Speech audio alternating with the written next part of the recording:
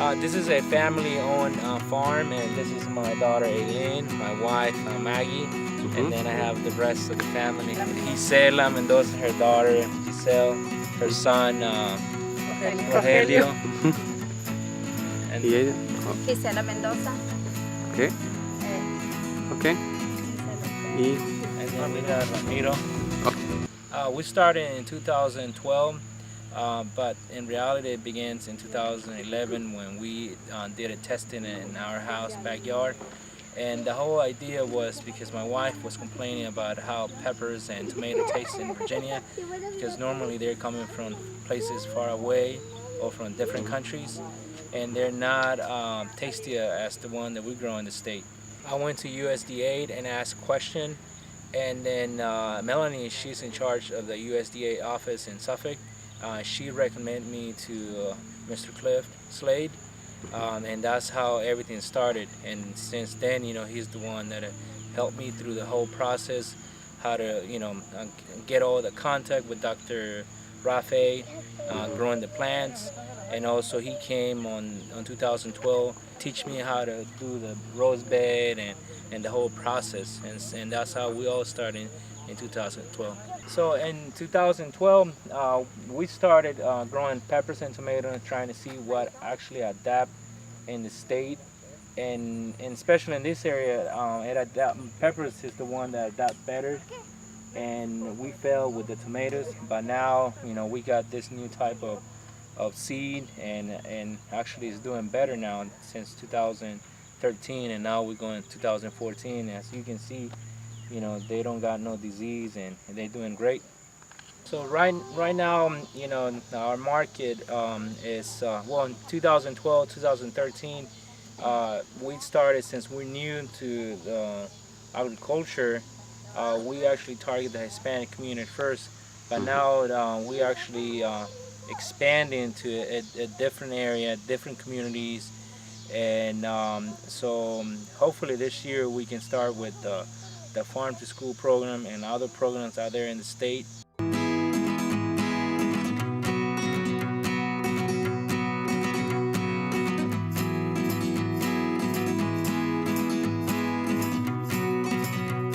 This is a Roma tomato, and this is a type of seed that comes from the state of California, and it's a very thick tomatoes.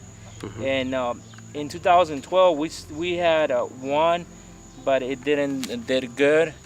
And last year we tested a different type, and this is a California type, and then actually did great in the state of Virginia. Right now this is July 31st, and the plants, the tomatoes, they're like about transplanted about 2 weeks, 2 or 3 weeks. So our projection is that at the beginning of September, that's when we're gonna start harvesting the tomatoes for the school season, for a lot of activities for the fall that is coming up.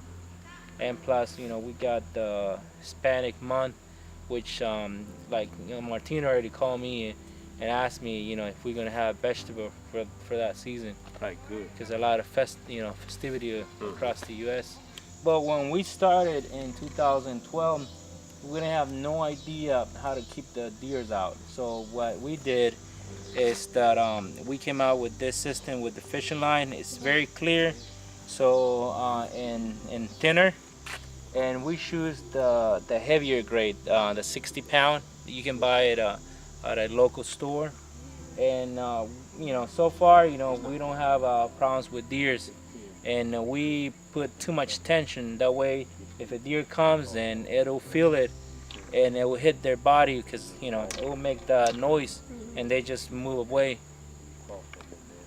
But you got to start it early, because if you don't, then deers, they will know that, hey, this is my home. I can come whenever I want to.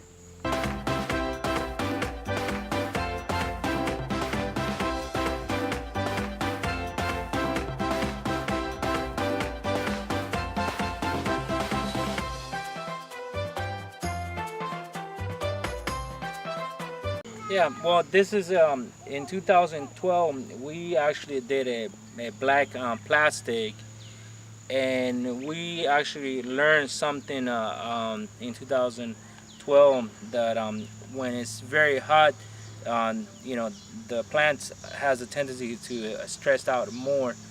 But in 2013 we switched it to white, and then we learned the benefit from both sides. So as you can see now, we got both sides, and we actually guide by the sun and how the sunlight hits the plant, and also we try to use the sun as a heat source for one plants, and then in the afternoon, we had the trees, and the trees had the tendency to shade, so that way the plants actually, they're doing great on both sides. The farm is, as you can see, it's very long.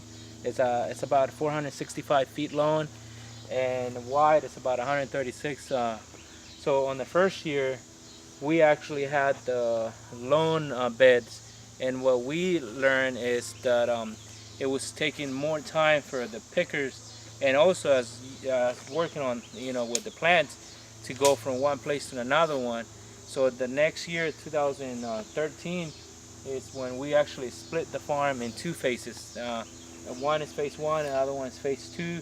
But last year we started in one area, and then the next month we started another area growing different type of vegetable. This year we just, since we're doing a late crop, so we put the plant at the same time, and it's very efficient. So our water bill is only $13 a month. That's good. Yeah. Yes. So and when it comes to water, we don't spend that much in water. That's good. It's very cheap. I see you got it off in like two zones, like phase one. Yes, phase we two. split it. And can you do it all at one time, or you have to split it? no, we have to split it. Okay. That was the problems that we had the first year. Yeah. That At that long. it was very long, Right. and it was taking, but it took us almost 7 hours just to irrigate. Yeah. Right now it only takes us about maybe the most 30 minutes Right. to irrigate. So that's an hour. Yeah. So you're saving 6 hours.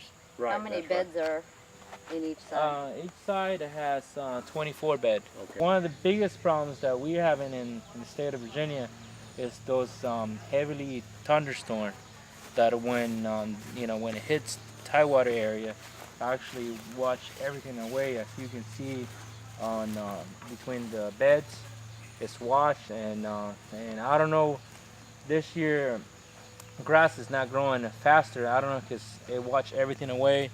Oh, I don't know, but it has something to do with those huge thunderstorm. What, 7? This is 7. Yeah, that's. Well, this is a 2x2, 7 feet tall, and that's what we use for the tomatoes. And also we got the bamboo, and both of them are very strong. The only downside with bamboo is that since all the rain, it has a tendency to rot at the bottom, and it collapsed. So this year we actually testing it, and we put in, for every 3 bamboo we're gonna put 1 solid piece of wood. That way it hopefully it can withstand all that weight from the tomatoes. Well, we're gonna try to work with a program that's called Homegrown by Heroes. It started in the state of Kentucky, and now it's spreading all over the United States, where actually they came out and designed a logo, and you gotta apply and see if you can get the rights from them, and that way you can actually put it on your boxes as an advertisement. And then the whole concept is that people can actually contribute to the veterans farming, and also for to sell the vegetable at a better price.